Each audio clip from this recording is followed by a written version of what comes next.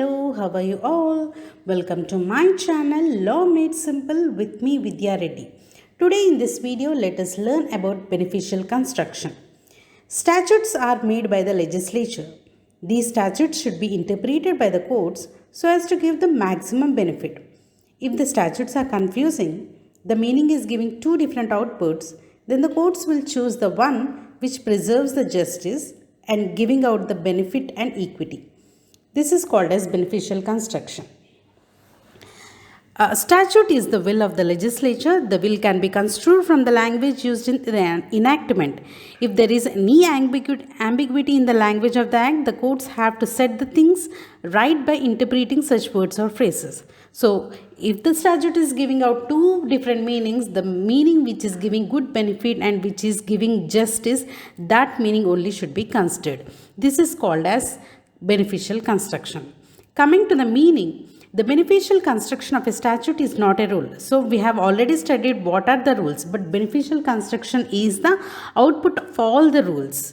So it is a method of interpretation whereby a liberal process is adopted so as to give effect to the declared intention of the legislature. So what is the intention of the legislature to give out this statute? So what is the inner meaning of the legislature to give this statute, and what is the interpretation given by the courts to make it as much beneficial to the people who are intended for that justice? If the natural meaning of the words used in the statute clearly omits certain cases, the words should not be so strained as to include them. But if the natural meaning of the words are not able to achieve the object of the statute, extended meaning may be given to them if they are capable of receiving that meaning. So here, when a court has to choose between wide meaning and a narrow meaning, the court obviously chooses the wide meaning. So this construction is called as beneficial construction. Mind you, beneficial construction is not a rule of interpretation, but it is the output of all the interpretations to give the maximum benefit for the people who are coming for the justice. Application of the beneficial construction. The beneficial construction is widely applied with regard to remedial statutes. These enactments are intended to provide social justice, and the courts should adopt beneficial construction.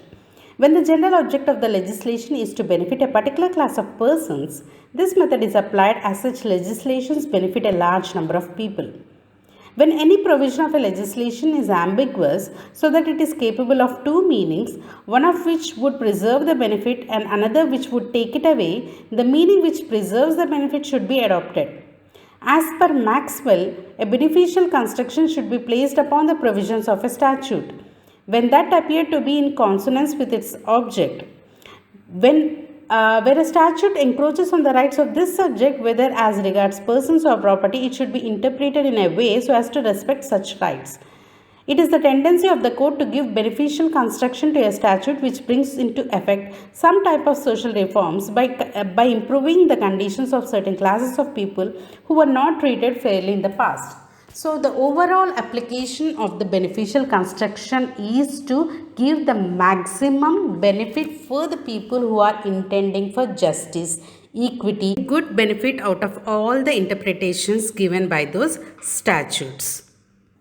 Coming to the judicial approach, in the case of Om Prakash versus State of Punjab, here the lady Bimla is the wife of Om Prakash. She gave a dying declaration that her husband treated her very rudely. She was malnourished. She was not even given a meal in a whole week. She was locked in a room. She was tired. She was beaten up sometimes. So there was a confusion between in the court whether section 307 of IPC should be read along with section 511 or not. So the woman was not. There was no such attempt to murder as such mentioned in section 307. But but the Om Prakash, the accused have been applying the knowledge of attempt to murder, because she was being locked in a room. She was malnourished for a long time, and she was beaten up also.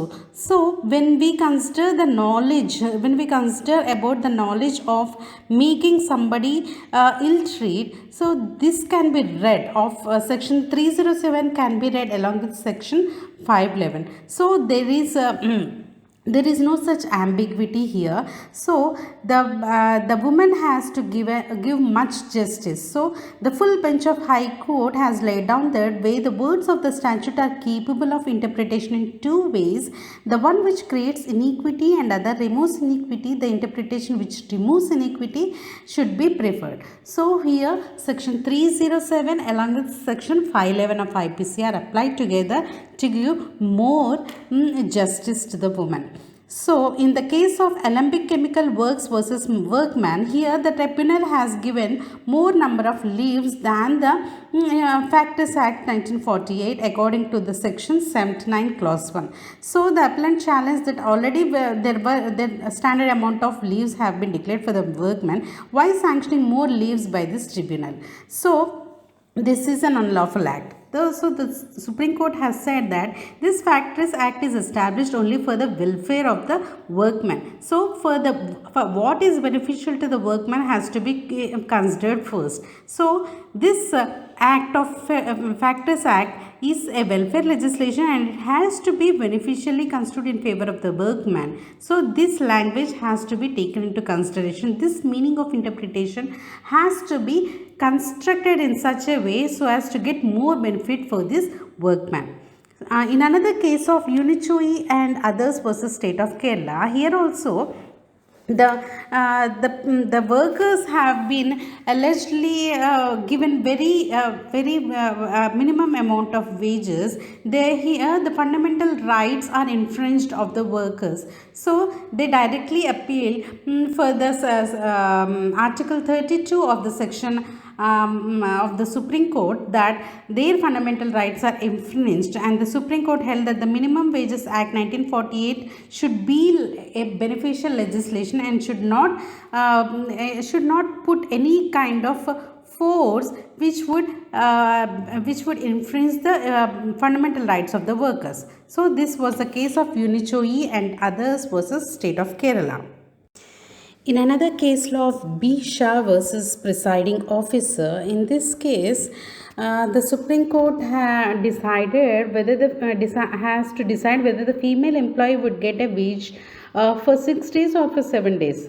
Like for the days of week during maternity leave, considering the Sunday is a holiday under the Maternity Benefit Act 1961.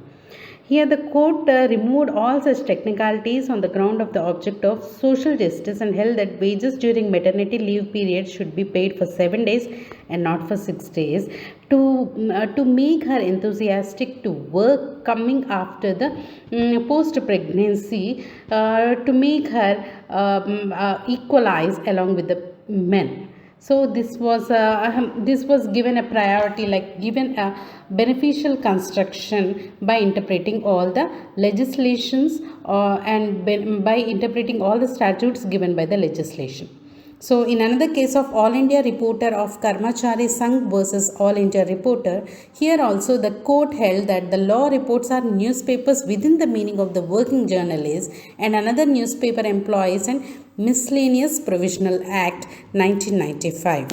So these are the cases in which beneficial constructions are applied, and it is applied only for the true justice intended to give out of the statutes by interpreting and giving a good construction, giving a good beneficial construction. As such, we have come to the end of the video. It's riddle time. Please answer the riddle in the comment section. Please like, share and subscribe my channel for many more interesting topics. Thank you.